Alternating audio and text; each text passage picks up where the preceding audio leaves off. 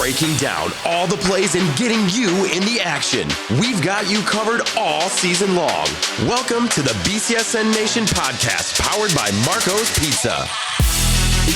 Boom! Hello and welcome, everyone. Ladies and gentlemen, boys and girls, it's the BCSN podcast, episode 14. Wow. 14 podcasts here at BCSN. And as always, we are powered and sponsored by Marco's Pizza. Pick yourself up a pie. Tonight, tomorrow, this weekend, whenever, Marco's Pizza, partnering with BCSN with our podcast. I am Justin 𝗏𝗏𝗵𝘁𝗹𝘆 alongside Mike Robinson. And as we tape this Wednesday morning, we are riveting in a fantastic game. I know you're partial to the UT Rockets. You're the sideline radio reporter for the Rockets. But overall, all of the viewers and listeners that we have out there, the rivalry is back. What a game at the Glass Bowl. BG scores with 9 seconds to go to win 42-35. I mean, you talk about Maction. I mean, that is the definition of Maction there, Justin. And to see Bowling Green come back and compete the way they did, they had a lot to play for, and it looked like they did, all night long. Yeah, UT, a MAC West champion already with 2 games to go, a highly unique circumstance.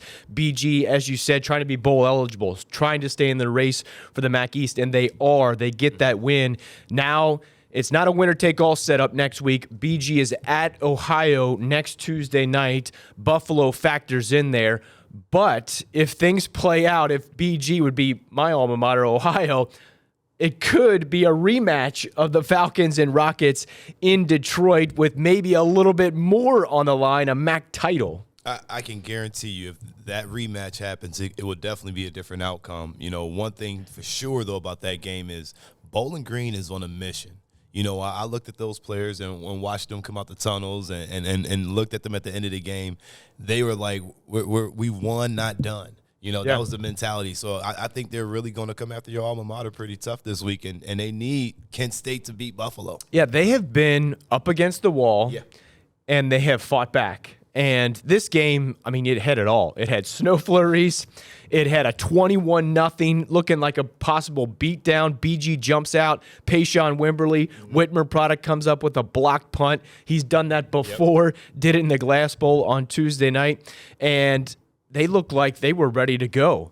Credit, though, to UT for bouncing back. DeQuan Finn scratched from the starting lineup, not starting at quarterback. Tucker Gleason comes in, broke his hand in the first half, left hand, non-throwing hand, still came out and battled and was in it till the very end. But UT made this a game when they could have said, hey, we got the MAC West already wrapped up, but they battled back in the Battle of I-75. Well, this team, they didn't want to lose at home. They had a home streak going on, and they hadn't lost to Bowling Green at home since 2008. So with that streak on the line, you see at the end of the game with the players, standing at the midfield, Jamal Hines and Deontay Johnson sitting out there just real sad about it. But there is one thing that I did notice. What? DQ walking from the 50-yard line and just looking at the Bowling Green player celebrating in his boot. He's walking down the sideline with his boot on like, I got y'all. And so I think that, this was a really good game for Bowling Green and for the rivalry. But more importantly, I think this was a wake-up call for Toledo and saying, hey, although things are wrapped up, you still got to play football every week. So BG is 6-5. They are bowl eligible. We were talking in our pregame show how UT had won 11 of the last 12 meetings. Now it's 11 of 13. But I think more importantly, the last 4, coinciding with Coach Scott Loeffler at BG, 4 games against UT, it's 2-2 in the last 4 years. I think that is healthy for a rivalry, for a decade of dominance for the Rockets over the Falcons. Yes, that's great for UT fans and bad for BG, but in the healthy stature of a rivalry in every sense of the word, it's good that we got a little bit of a back and forth. Sure, absolutely. You want that back and forth, like I said, because you don't want to disengage any fan base in a rivalry. I mean, there's some high school rivalries around here I won't mention that are just out of proportion. You know what I mean? And it kind of just takes the fun out of it. And when you have a good battle between the I-75 with Bowling Green, Toledo, 2 communities, very proud. A lot of people from the Toledo area go down to school and play at, Bowling Green and just attend it. So I think it's just good and fun for the community. You had 20,000 people out there in the stands. Now, if Toledo was beating them for, 12 years in a row, I don't think that you'd have that kind of crowd out there because it wouldn't be much entrance. So I do agree with you. You know, it's really good for the rivalry, and it's good for all parties involved, except this game being on a Tuesday night at 7 o'clock. Yeah, I tell you what, though, a lot of eyeballs. It was on ESPNU, not one of the main ESPN or ESPN2 channels, but I think I was watching a mixture of the Ohio versus Ball State game, and they were informing people of, hey, UT BG game going down to the wire, fourth quarter on ESPNU. So I think there was a significant amount of eyeballs. We'll have to see the Nielsen TV ratings when it comes to that. But let's dissect some of the statistics here in this one, Mike Rob. Tucker Gleason and Matt McDonald, we posed a question on our pregame show yesterday. Who would be the better quarterback? Statistically, Matt McDonald, 20 of 36, 395 yards, 4 touchdowns. He had 1 interception. Tucker Gleason, 22 of 40, not a great percentage there, 329 yards, 3 touchdowns. He was sacked 4 times, but he also ran the ball 17 times for a net total of 106 yards. So pretty much even. Matt McDonald is not going to run the ball. Tucker Gleason is, so you got to kind of take that in consideration. But quality, I would say quality play by both quarterbacks. Yeah, absolutely. I mean, in that pregame, you know, I had mentioned that, you know, I would look to McDonald to have a better night because he's a veteran. He understood the game. And even on that last drive, he making that play, you know, rolling out to his right and throwing that ball, you know, I thought McDonald did a decent job all night long handling the pressure. He did throw an interception to Desjuan Johnson, which was, you know, uncharacteristic for him to do in that situation. But, you know, all in all, you know, I think that, you know, when you look at Gleason and the body of work that he's put in versus Eastern Michigan and then here last night, I think Toledo found out that they got 2 formidable quarterbacks that can come out here and play. And Tucker Gleason, everybody always say, hey, he's a pocket quarterback. I don't know where that stigma came from. I don't know where that happened because I'll be at UT practices for the past – I've been at UT practice for the past couple of years and watching him on the field – this dude can run really, really well. And I tell people he went to Georgia Tech for a reason because they like dual threat quarterbacks. And last night I asked him, and, you know, he was like, well, a lot of people didn't think that I could run that ball. But I think they know now. And so it's good to have that balance of 2 dual threat quarterbacks in your stable. Yeah, and he is a fighter. I mean, he's going to lean in. He's not going to slide. He's not going to dip out of bounds. I have mixed feelings on that as if I'm a fan of that particular team or any team out there as a dual threat quarterback because you want your quarterback, whether it's a starter or a backup. You know, if you go to the third string, a third stringer is a third stringer for a reason. So I kind of always guard against that. You got to be smart as a quarterback when it comes to taking hits. Some other standouts on the stat sheet that we got here, 𝗦𝗽će𝗿𝘆, 12 receptions, star wide receiver, number 1 wide receiver for BG, 246 yards, crazy, 96 yards after catch, 2 touchdowns, along a 59. That 59 came on a one-handed grab back like this, then blitzed down the sideline for a touchdown to extend BG's lead late in the game there. And then the first one was a great pass by Matt McDonald, and he was worth the price of admission. He was fantastic. I mean, you didn't see it coming, you know, with that secondary that Toledo boasts. You know, you didn't expect it, but with the inclement weather and the slippages from both sides of the field, you know, he just proved to be the best wide receiver on the field, maybe the best football player out there last night. And he did an excellent job of, you know, helping his team stay in there. He picked them up, never got too far down. But, again, to put up almost 250 yards receiving against anybody is ridiculous. So, you know, you got to tip the caps to that young man and the offensive staff. Total yards, somewhat even. BGSU, 456 total yards. Toledo, 482. That makes sense because the final score was 42-35, so it was close. Some of the pitfalls maybe for UT. We talked about how BG was one of the top teams when it comes to defensive line and linebackers getting sacks, ranked 6th in the country with 33, if my memory serves me correctly. They had 4 last night. They were putting a lot of pressure on Gleason. We talked about the percentage, 22 of 40 passing for Tucker Gleason. There was a reason for that. Some overthrows, some poor throws from Tucker, but some of them were just straight up pressure from that BG front. And you're 100% right. The pressure was there all night. I mean, in the first quarter, you could see it. I watched Bowling Green do this versus Kent State, you know, and Kent State was able to hit big on big plays to the outside, but it was also not raining and snowing and windy and cold. Yeah. So you can make those plays. And BG's secondary is better than what they showed on paper. You know, they did an excellent job of keeping everything contained and bottled in. And let's finish up this conversation with those last few moments of the game because UT down 21-0, battled back in it, made it close at halftime. They take the lead with 51 seconds to go. Tucker Gleason on a 1-yard rush after we thought we had a touchdown, but a review after review after review. Dejuan was out at the 1-yard line, inside the 1-yard line. Great play there on a 4th down, game on the line. UT's offense comes through against a susceptible BG secondary. You mentioned that in that pregame show.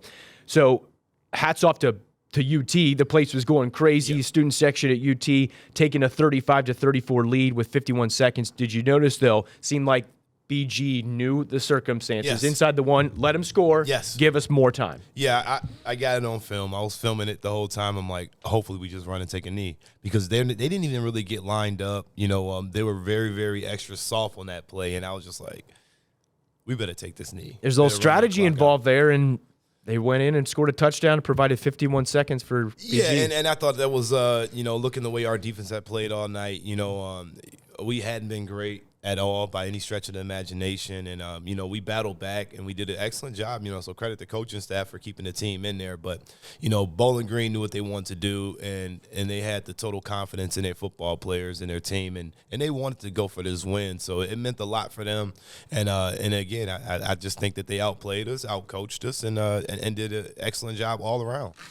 So, and then that final drive, so BG gets the ball. They got to finish an extensive drive, 72 yards, and it comes in the form of a pass from Matt McDonald to Teron Keith. 4th option. Post-game interviews, we find out that was his 4th option, kind of underneath route. And then it was mind over matter in that kind of situation. 3 guys for UT try to collide with Teron Keith. He stays on his feet, surges into the end zone on his feet, and then they score the touchdown, go for 2 to make it a 7-point game. But just a wild finish, and both sides, offense for UT, offense for BG, finding a way to get it done in the final moments and crucial moments in a rivalry game. Toledo has been known to do this all year long, just to come back and drive the field and score touchdowns. DQ has done it several times. You've seen Tucker Gleason do it at Eastern Michigan. So Toledo's been the comeback babies. They've always found a way to do it. Even being down at Kent State, I wasn't even worried when we went down 21-0. I'm like, hey, we've been here before. We don't like being here, but they can show the moxie of being able to dig out that hole. So for Bowling Green and to watch that last play, he deserved it. The Toledo defense, some of the players didn't tackle, go to wrap up, trying to just those shoulders. You got to understand situational football, and right there, he just made a great individual effort and willed his team to a victory. That was special. All right, let's push this forward then. So next week, we mentioned that BG is at Ohio Tuesday night. We also have Toledo on the road at Western Michigan. That game is going to be on Black Friday. So there's going to be a 2-day difference in there. So there's my mind's going in a lot of different directions with this one, Mike Robb, because as we mentioned prior to this game on Tuesday night, UT had already wrapped up the MAC West. You got 2 quarterbacks now. One has a high ankle sprain in DeQuan Finn. One has a broken left hand, non-throwing hand for Tucker Gleason. The game really doesn't matter. You could totally make the argument that this game against BG mattered more than the game next week against Western Michigan. So I'm curious how this UT coaching staff thinks about this one. Who plays? How long do they play? Do we save it for the MAC championship? What do you think? I'm looking at the record. You got 7 wins, 4 losses for Toledo. You have a great opportunity in front of you to at least get 10 wins. Right. 11 wins was definitely on the table. It was there. You could have had it. But right now, I think you go out there with the best option. Obviously, putting Gleason out there in harm's way probably might not be the best thing. Maybe the training staff might, rule him out as well. But for DQ, you don't need him out there either, in my opinion. If you got Richter there as well, hey, you got A.J. Gachardo sitting there. The number one thing is the run game. We got to go call our running backs and say, hey, come out the closet and come play some football, because that's the missing part. I don't know if I said it in that pregame or another pregame. Yeah. Toledo, got to be able to get 200 yards rushing in order to control a football game. And I don't think it's on the quarterback. We got good receivers that can play and catch from whoever. I think it's can the running game get going? And that's what that's what I'm more so focused on versus quarterback. Here's a key stat in that category right there. We mentioned Tucker Gleason had 106 net yards rushing. Micah Kelly, Penny Boone, Jaka Stewart, the three main running backs, they've kind of been running back by committee all season long.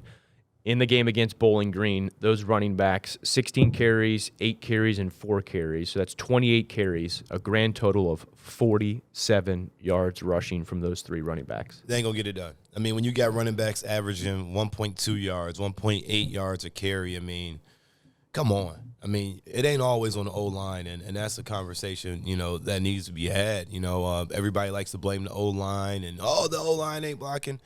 As an athlete, as a skill player, whether that's quarterback, running back, receiver, even tight end, they're skilled guys too.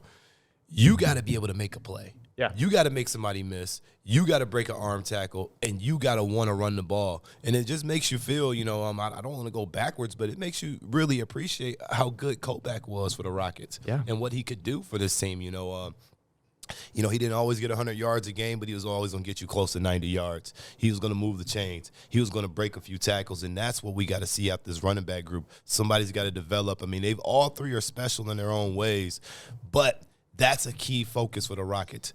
Get the ground game going. We know the quarterbacks can run. Yeah. But, we need to see some of these running backs that can take some of these hits. Meaningful football for BG and UT deep into November on Thanksgiving week. Be grateful for that. We're talking Thanksgiving. Be grateful for meaningful football deep into November, possibly even December. When you talk about the MAC Championship, December 3rd, high noon kickoff on ESPNU inside Detroit's Ford Field. We'll see if it could be a rematch between the Falcons and the Rockets. We will find out. Meaningful football also at the high school level. Let's switch it over as we continue here on the BCSN Nation podcast powered by Marco's Pizza. Marco's Pizza, new episodes of this podcast each and every Wednesday at 3 o'clock, all the places where you get your podcast. Meaningful football in Division II. Friday night, we got Central Catholic taking on Avon Mike Robb, and Central Catholic has been there, done that. Avon has been there, done that. How do we know? Because this is a rematch from last year's regional finals that was an all-timer, a BCSN instant classic. Didn't come out on our side of the ledger when you're talking about Toledo-based Central Catholic, but Avon wins in overtime on the road in a neutral site setting. So now they get a little rematch. We saw last week's rematch with Central Catholic and Medina Highland.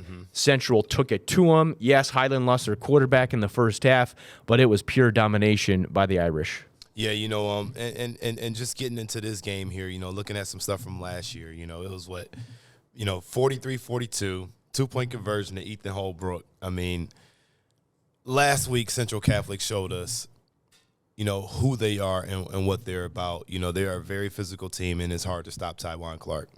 Avon, about this squad. You know what they can do. Jacorian McCaffrey, I mean, this dude is just one of the best running backs in the state of Ohio. I mean, I think he's pushing somewhere between 8 to 10 to 12, maybe 15 offers.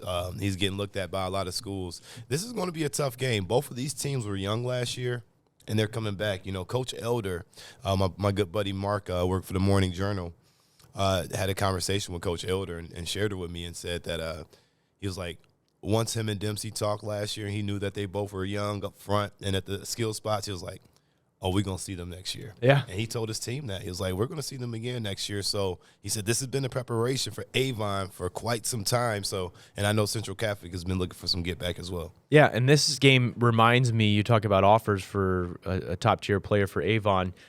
Central has kind of been there, done that with week one. They played on the road at Cleveland St. Ed's. Yep. St. Ed's, one of the top Division I powerhouses in the state of Ohio.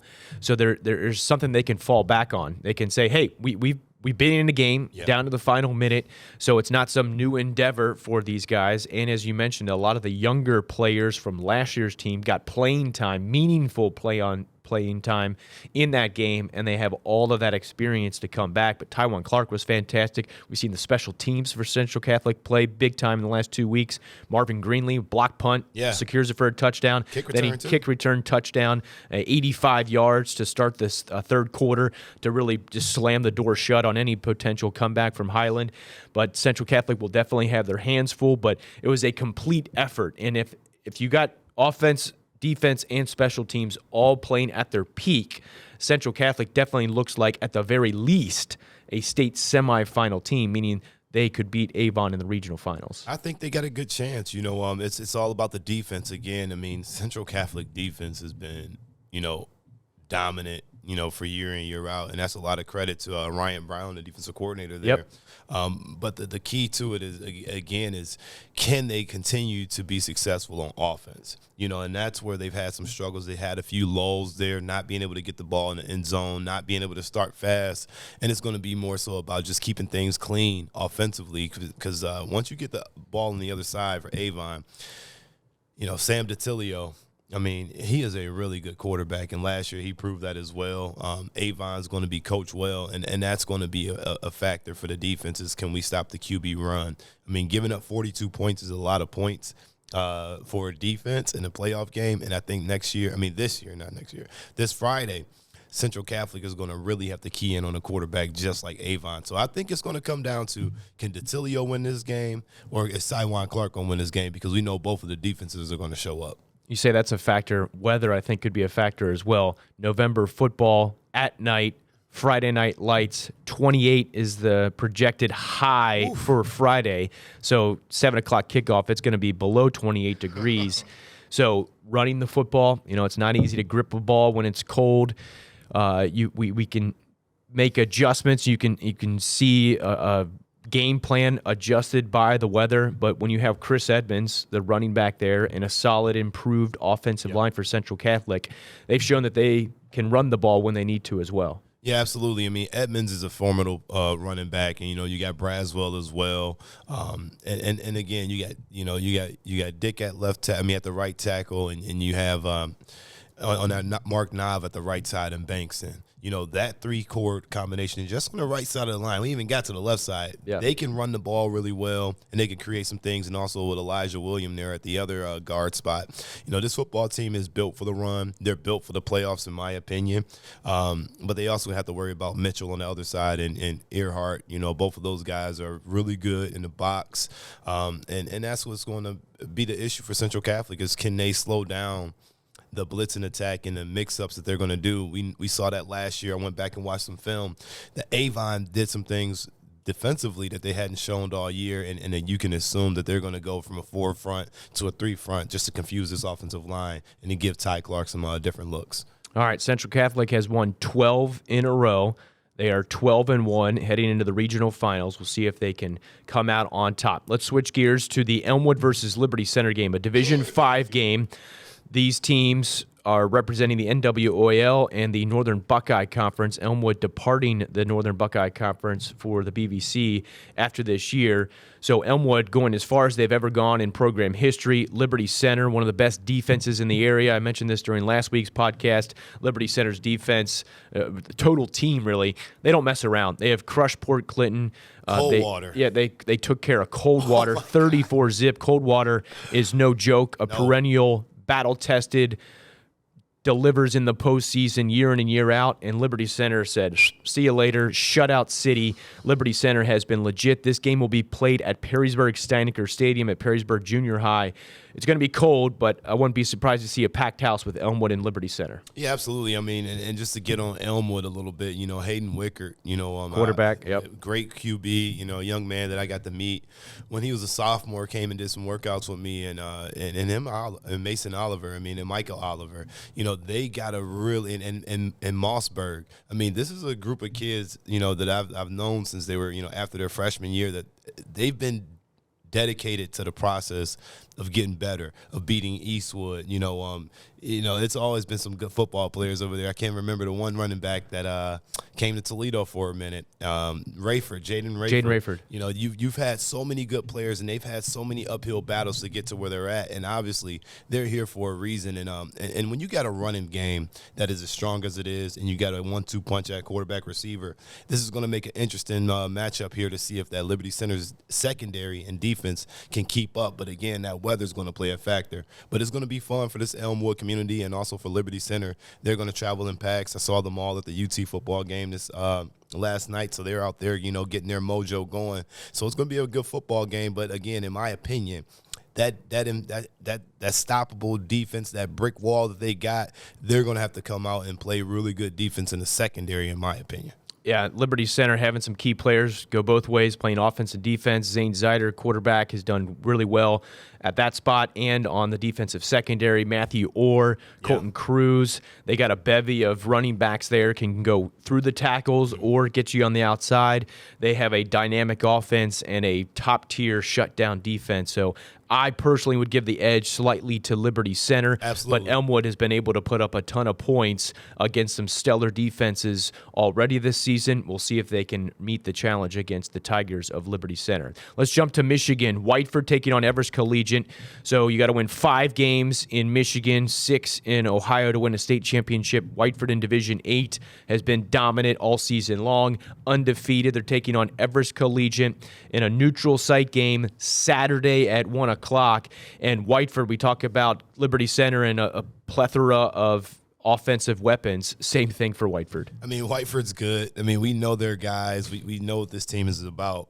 But I can't say his name enough. 𝗧𝗍. Yeah. I mean, he is a difference maker. I mean, and with all the other helpers that you got, the bar and all those other, you got so much help around you. But when your quarterback is as good as he is, like 𝗧𝗍, I mean, he's not even a quarterback. He's just an athlete. Yeah, he's a football player. Yeah, he's a football. That's a better way to put it. He's a football player. And when you got guys like that on your team, you feel confident as a coach that this guy can go out there and get it done. He's going to make the right plays. And what's really beneficial is the offense that they have where he can check in and out of, hey, are we going to run the dive, or are we going to toss it out to the sweep, or I'm going to keep it, or are we going to pop pass it, what they'll do once or twice a game. So, I think that this is a magical ride that Whiteford's been on, and the way they dominated last week just kind of tells me that, this train is rolling and they're not going to slow down. They win on Saturday at 1 o'clock. That earns them a berth in the state championship game. They won it all in 2017 under Coach Jason Mensing. That game would be at the Lions NFL Stadium, something cool that Michigan does. NFL Stadium, Ford Field in Detroit. If Whiteford can win this one, they play in that state championship game. All right. Question of the week time. It's time for the BCSN Nation podcast question of the week. Send us your question on Twitter, Instagram, or Facebook using the @BCSN Sports and #BCSN Podcast. We got to the question of the week. Who is the best quarterback, high school quarterback in our area that you've seen this season, Mike Robb? Oh, man. There's so many good There ones. is. Do I got to just pick one? Let's start with one. Okay, we'll start with one. The best that I've seen in this area. And to be the best quarterback, you got to be able to throw the ball. You got to be a leader. You got to be able to run the ball, and you can't really be a follower. And so for me, the best quarterback this year in the Northwest Ohio area, it's so tough to say one, but I'm going to go ahead and give you one. I'm going to go and say Ty Clark. Okay. I'm going to say Tywan Clark, from what they did from week 1 all the way to where they're at now. I think it's been really, cool to see his development from last year coming off that injury, beating up off the beaten path, and then this year stepping up, being able to throw the ball effectively, being able to run the ball, but also the confidence that Coach Dempsey has in him to just throw the football. Coach Dempsey don't like to throw the ball. He really doesn't. He likes to run that rock. Yeah. But when you got somebody like Tywan, that's battle tested, I think it's okay to have him as my quarterback. I'll throw a few other ones in there. TJ Tackett's Perrysburg quarterback. You got Case Boost from Eastwood. He's a dual threat. Runs more than he passes. 𝗦𝗽𝗃 at Liberty Center. They're still playing. 𝗧𝗍, a football player for Whiteford. I mean, it makes sense that the quarterbacks of these top-tier teams still have their teams playing deep into the postseason or still alive in the postseason. So it has been fun to watch a lot of quality quarterbacks this year. Throw another one in there. You know who I'm going to. Caden Holmes. I mean. Yeah, that's right, from Fremont. He had almost 11,000 total career yards. I mean, ridiculous stuff that he's done over there. So, give your flowers where it's at. And then also, the other guy that's going to be back is 𝗦𝗃𝘃 for Clay. Mason 𝗦𝗃𝘃, He had a pretty phenomenal year. I think that he's somebody to watch next year, especially in the NLL. Yeah, just a sophomore. He was terrific. All right, that is Mike Robb. I'm Justin Feldkamp. We're going to wrap it up here on the 14th edition of the BCSN BCSN Nation podcast. We are off next week for Thanksgiving, so 2 weeks from Wednesday at 3 o'clock, we will have the latest edition as we kind of overlap fall sports and winter sports. And speaking of that, coming up on BCSN later this week, we got the Walleye taking on Wheeling Friday night at 7 o'clock live on BCSN. Sports Nightly at 10:30 with all your high school football playoff action. We also have that Central Catholic versus Avon game. Girls basketball, Clay at Southview. Hockey, Perrysburg versus St. Francis on Friday night. Then Saturday, we got the Walleye at home again against the Indy Fuel. We got girls basketball, Perkins at Central Catholic on Saturday. Also Saturday, Genoa at Maumee. So that is your BCSN scheduling program docket. Check it out on the BCSN Now app and on TV tape delay. For Mike, I am Justin. Thank you for watching. Thank you for listening to the BCSN Nation podcast powered by Marco's Pizza. We appreciate Marco's Pizza each and every week here at BCSN.